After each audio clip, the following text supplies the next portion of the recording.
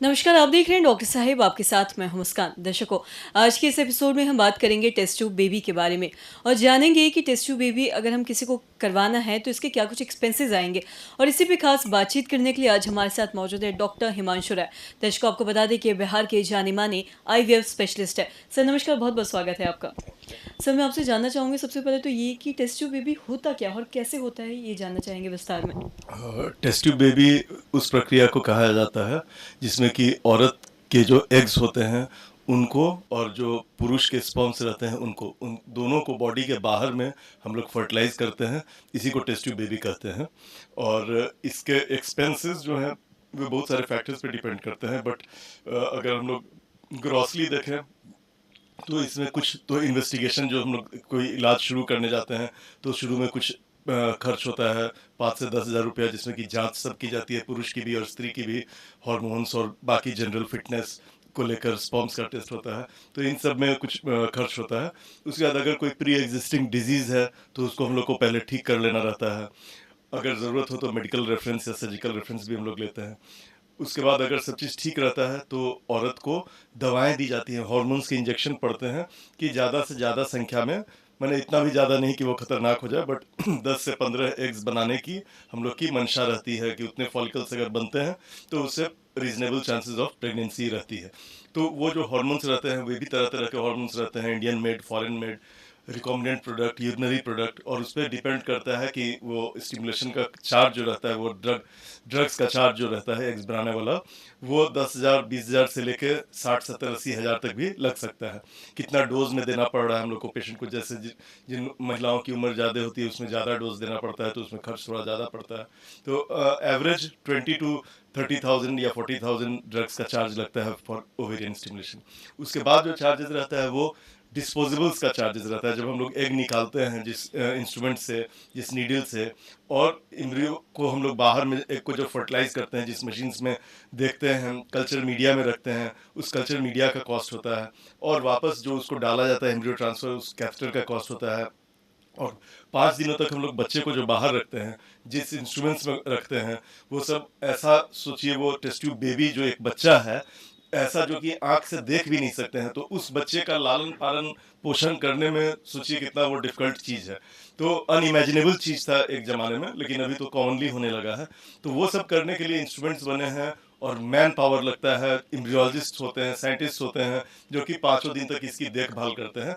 तो इसके चलते ये सब कॉस्ट इन्वॉल्व रहता है, जो कि पेशेंट को जल्दी दिखता नहीं है कि क्या हुआ। तो उसके बियॉन्ड भी है, पिकअप करने के बाद और एम्ब्रियो ट्रांसफर करने के बीच में बहुत सारा 5 दिन तक जो बच्चे को हम लोग बाहर रखते हैं उसमें काफ़ी खर्च आता है। और इसके चलते IVF का कॉस्ट जो होता है लगभग 1 से 1.5 लाख रुपया आता है, सब दवा वगैरह मिला के।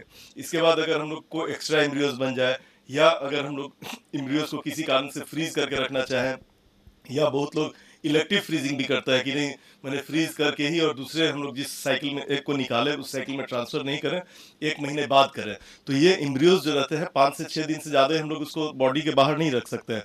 तो तीसरे से 5वें दिन के बच्चे में इस एम्ब्रियो को फ्रीज कर दिया जाता है। और फिर जब हम लोग को वापस उसको यूज़ करना रहता है तो फिर उसको वापस फ्रीज से जीवंत स्थिति में हम लोग लाते हैं, उसको थॉइंग बोला जाता है। तो फ्रीजिंग और थॉइंग भी जो होता है उसके लिए बहुत कॉम्प्लेक्स मीडिया चाहिए होता है, जो कि काफ़ी एक्सपेंसिव होता है। मैन पावर चाहिए जो कि काफ़ी ट्रेंड होना चाहिए, नहीं तो फ्रीजिंग थॉइंग का रिजल्ट बहुत पुअर हो जाएगा। तो इस प्रकार से अगर किसी को फ्रीज करने की ज़रूरत पड़ती है तो अगेन उसके लिए अलग चार्जेस लगते हैं। तो इसी के चलते IVF जो होता है एक महंगा इलाज प्रतीत होता है, परंतु उसमें काफ़ी खर्च होता है। लैब को मेंटेन करना, मैन पावर को पैसा देना, नर्सेज भी रहती हैं उसमें, डॉक्टर्स भी रहते हैं इन्वॉल्व। तो यही एक्सपेंसेस। साथ ही अगर हम बिहार की बात करें, अक्सर लोग अगर IVF करवाना हो तो लोग बाहर का सोचते हैं कि बाहर जाना पड़ेगा करवाने के लिए। हम पहली बात तो जानना चाहेंगे कि बिहार की, तो बिहार में क्या स्थिति है IVF की और लोग कितना बिहार में करवा रहे हो, साथ ही बिहार के एक्सपेंसेस की बात करें तो क्या कुछ है। जी, जब मैंने काम शुरू किया था 25 साल पहले, तो मैं पहला शख्स था यहाँ, या पहला डॉक्टर था जिसने IVF यहाँ शुरू किया था। तो उस समय हर पेशेंट को बाहर जाना पड़ता था। लेकिन धीरे धीरे जैसे जैसे सेंटर्स खुलने लगे, उनका एक्सपीरियंस बढ़ते गया।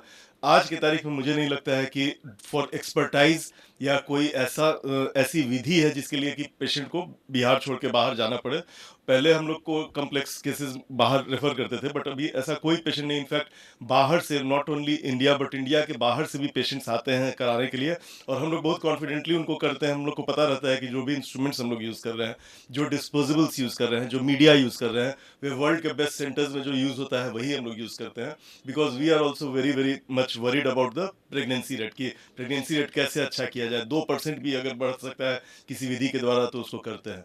अभी केवल एकमात्र एक विधि है जो कि अभी बिहार में नहीं हो रहा है, और उसके लिए पेशेंट को बिहार से बाहर जाने की ज़रूरत पड़ती है। वो है एम्ब्रियो बायोप्सी और जेनेटिक टेस्टिंग। ये भी जेनेटिक टेस्टिंग किसी किसी सेंटर में एम्ब्रियोज में से हम लोग सेल निकाल के उसको जेनेटिक टेस्ट के लिए भेजते हैं कि वो एम्ब्रियो हेल्दी है कि नहीं। तो ये जो है ये पीएनडीटी एक्ट के अंतर्गत चूंकि आता है, इसीलिए काफ़ी इसमें मेडिको लीगल प्रॉब्लम होने का डर रहता है। इसीलिए प्रोसेस सिंपल होते हुए भी अधिकतर सेंटर्स इसको नहीं कर रहे हैं, और इस काम को करने के लिए हम लोग इसको बाहर दिल्ली या लखनऊ या कोई ऐसी जगह जहाँ की इस्टेब्लिश्ड इंस्टीट्यूट्स हैं, केवल जेनेटिक टेस्टिंग के लिए हम लोग को पेशेंट को बाहर भेजना पड़ता है। बट अदरवाइज बाकी सब तरह के इलाज हम लोग के यहाँ उपलब्ध है। सर बहुत बहुत शुक्रिया तमाम जानकारी देने के लिए। तो आशा करते हैं दर्शकों कि आप भी ये समझ पाए होंगे कि टेस्ट ट्यूब बेबी आखिर होता क्या है, और साथ ही इसके एक्सपेंसेस क्या कुछ आते हैं जिन लोगों को भी ये करवाना है। और साथ ही हमने ये भी जाना कि बिहार में इसकी क्या कुछ स्थिति है, और बिहार में जो भी लोग करवाना चाहते हैं टेस्ट ट्यूब बेबी, तो इसके क्या कुछ एक्सपेंसेस आएंगे। तो आशा करते हैं दर्शकों की जो तमाम जानकारी है आपके लिए लाभदायक रही हो। तो आज के इस वीडियो में इतना ही। अगर आपने अब तक हमारे चैनल को सब्सक्राइब नहीं किया तो तुरंत कर ले, साथ ही हमारे फेसबुक पेज को लाइक करें। वीडियो देखने के लिए आपका धन्यवाद।